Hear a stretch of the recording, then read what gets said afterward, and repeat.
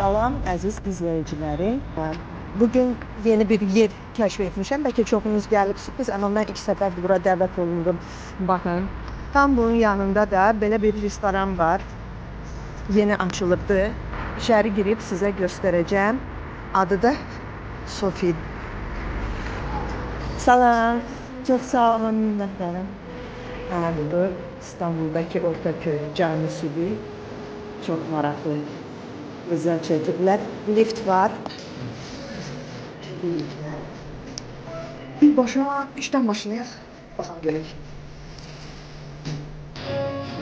Çıxdıq. Bura 3-cü mərtəbədir. Belə bir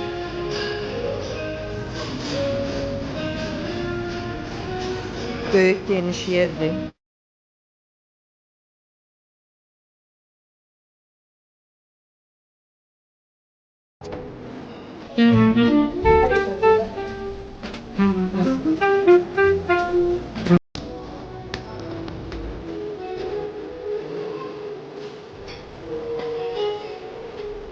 Yani şey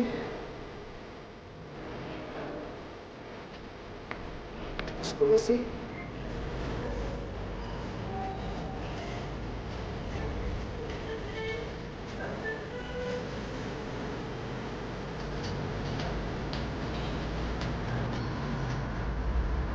çok geniş var. Necə restoranın içindeki yerler elə də terasası ikinci terası da yukarıdadır daha üstte.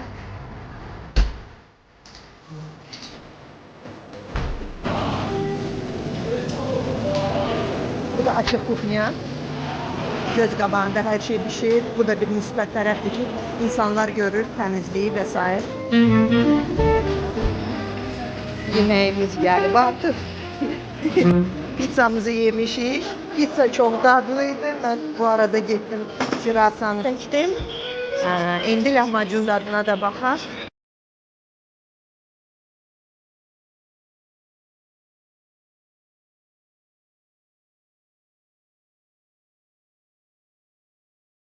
Dincəlmək üçün gəlmək istəyirsinizsə, Sofimiz için mən çox razı qaldım, çox bəyəndim və hər kəsə də tövsiyə edirəm.